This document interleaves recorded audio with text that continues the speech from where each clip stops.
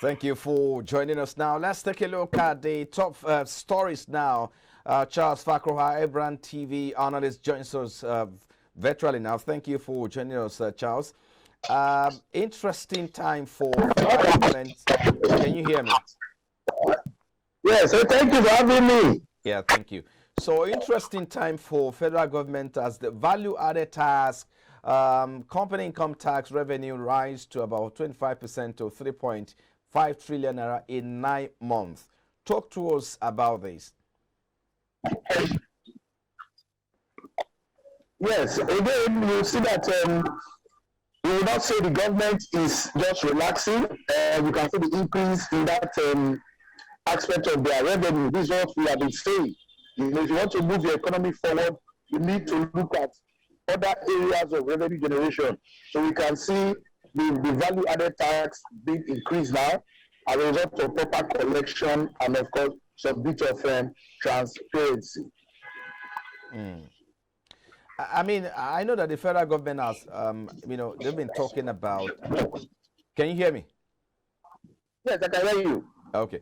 So I know how significant with this difference would this make, especially in the revenue drive generation of the federal government or revenue target of the federal government. I mean, when this administration came in, they've employed different strategy, especially exploring, the window of tax to drive revenue. Would you say that this has paid off at the end of the day? Well, I would say it has paid off, but more still need to be done so that people actually pay the actual tax they're expected to pay, and others are not overtaxed. That is, the tax net and the tax coverage should cover those who are expected to pay this amount and let that same amount get to the government so that leakages will be prevented. Yes, we must give kudos to the government for this area because, like you said, when they started, they were saying they were going to drive tax revenue, and we have seen that playing out now. So I must give them kudos because if other aspects, maybe we will not be having some little issues in the resources in terms of our main product, crude oil, maybe we would have seen this kind of increase in the tax collection. So I think it's a good one. I would just encourage them to continue and at the same time ensure that more and more people come under these tax brackets. And one concern or perhaps observation that has been raised is that now that the government is beginning to, benefit from this tax, policy, perhaps it's time for the government to also compensate the companies by creating, or maybe the business communities by creating an enabling environment for, business, CEOs, businesses, operators in the informal and both formal sector as well. Yes, that is already given because government has a responsibility of creating that enabling environment. Because without that enabling environment, making the business climate conducive for the business owners, of course, they will not generate tax for the government to benefit. So it is given. That is the number one priority of government.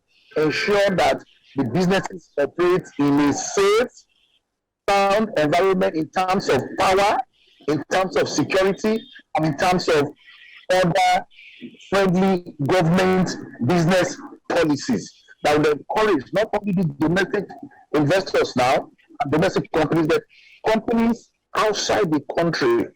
Foreign direct investment will be attracted if they see that our tax regime is friendly and the government is transparent. Of course, the average Nigerian wants to see this tax, this revenue that has been collected, see it transform into economic development, better improved standard of living for the average Nigerian. Now let's look at the next story, of course, which talk about the Port Harcourt refinery, which is to start operations this particular month, and it's going to perhaps lead to a drop in the cost of. Hello? Can you hear me, Mr. Charles? Hello. I'm not sure if you can hear me. Hello. Can you hear me? I can hear you clearly, really. Hello, Charles. Yes, I can hear you now. Okay, so I mean, let's talk about the Port Harcourt refinery, which has been completed and is built to start this particular month. The conversation around the Port Harcourt refinery is that it's going to drop the cost in the cost of premium motor spirit. Is going to drop that cost, particularly. Hello. Can you hear me? I'm not sure if you can hear me, but I can hear you clearly. Can you hear me clearly now? Okay, I wish you can hear me, but maybe, can you hear me now? Hello, Charles? Hello. Well, maybe at this time I will just have to leave it out with Charles here. If you I hear you. Okay, can you hear me now? Yes, I can hear you. Okay. Talk to us about the Port Harcourt refinery, which is to start this month, and the conversation around this is that okay. I think we have to just allow Charles to go. Thank you, Charles. Probably will not be able to talk much of it. Thank you for your time. Thank you For your time on Business Breakfast. Well, I think we have to move away from this particular story now. Well, we hope that by the time it starts, maybe the conversation around these, which of course is going to drop the cost of, premium motor spirit in the economy, perhaps that will come to pass. But of course, that's what marketers are saying. So most marketers are banking on that by the time it goes into full operation, of course, it's going to drop the cost of premium motor spirit, popularly called petrol. Maybe that will be a relief, for the NNPC abates who are under pressure to meet the country's daily consumption. Well, let's move away from there and look at the commodities market now. And of course, we'll look at the oil market as well. Oil prices edged up on Tuesday, supported by a soft dollar and a U.S. Plan to restock petroleum reserves, but gains were capped by uncertainty over the impact of rising COVID-19 cases in top oil importer China. Brent crude futures were up 24 cents at $80, 4 cents a barrel in early trade, adding to a 76-cent gain in the previous session. U.S. West Texas Intermediate crude futures rose 49 cents, or about 0.7% to $75.60 a barrel, after climbing 9 cents in the previous session. Oil prices have been buoyed by a U.S. plan announced last week to buy up to 3 million barrels of oil for the strategic petroleum reserve following this year's record release at 180 million barrels from the stock. A weaker greenback has also supported prices, making oil cheaper for those holding other currencies. However, analysts said clear signs of growing demand were needed for prices to climb further. And finally now, the yen rallied while stocks and bonds slump in the wake of the Bank of Japan's unexpected adjustment to its yield curve control policy, a day that began with less mildly downbeat trading in Asia was thrown into turmoil when the Bank of Japan increased the upper limit of its tolerance band on 10-year government bonds to 0.5% from 0.25%.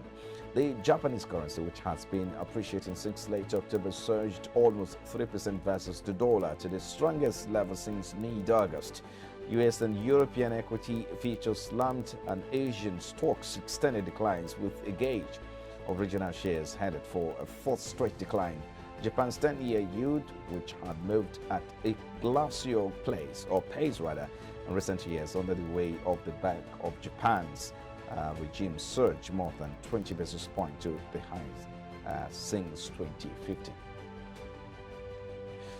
Well, of course, it's more than 2 hours now into today's trading at the Nigerian Stock Exchange. We keep our eyes on the market locally here. And this is where we call it a wrap on today's edition of Business Breakfast. Thank you for watching. We'll be back again tomorrow. I am Frank Walape. I'll see you again.